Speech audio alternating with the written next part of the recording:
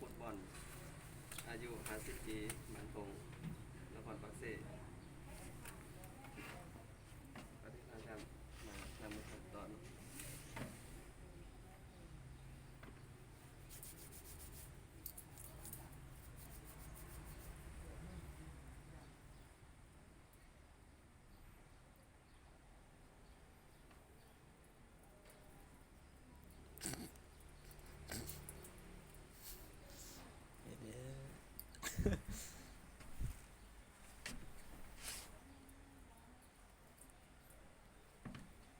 ตามมาในการศึกษาของมงคลเจ็บแล้วครับมาเกี่ยมอุปกรณ์ในชุดท้ายเนาะ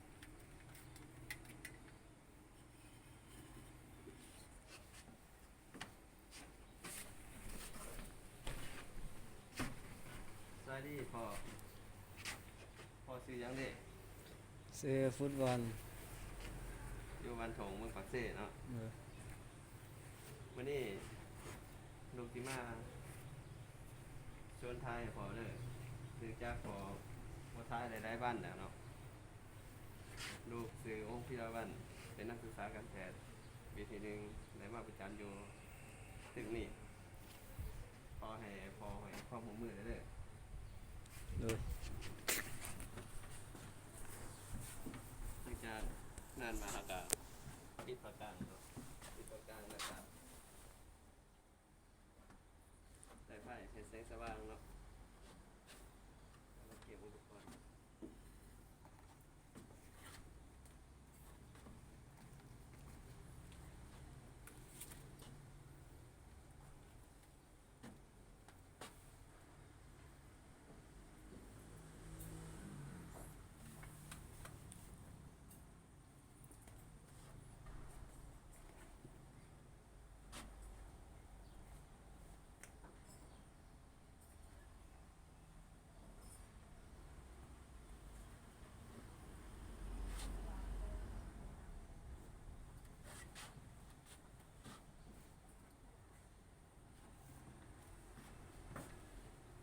เอาสแกนไว้เนี่ย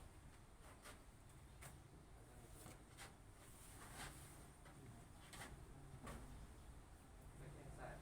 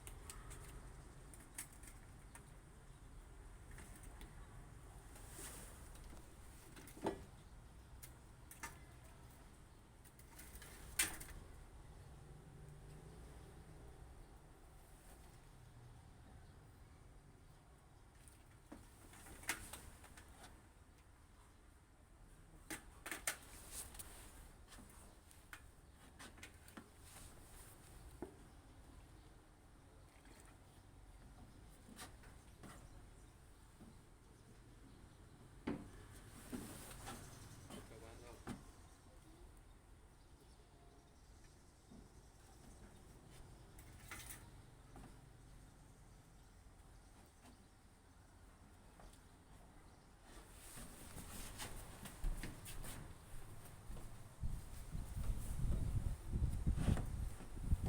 เก็บในนี้ก็พอแล้ว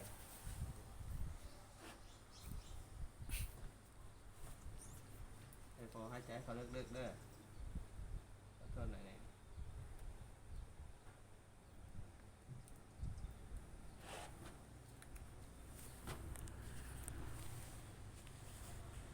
ถ้าพอเปิดท้ายเลยให้อดไปก่อนเด้อ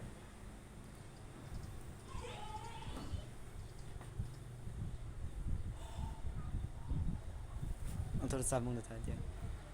อยู่บ่ ให้ใจมันหมด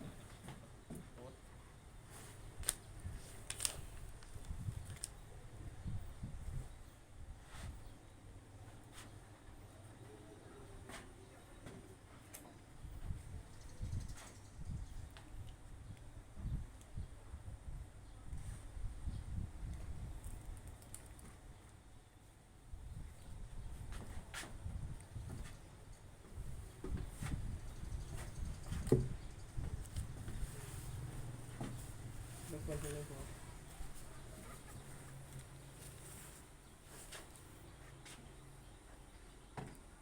มันเอาขึ้น ทายเลยพอเลย มันเอาขึ้นนั่งติงวู้เอาขึ้นตั้งติงเลยเอาขึ้นนั่งเอาขึ้นนั่งเอาขึ้นนั่ง รอดเลย พอแล้ว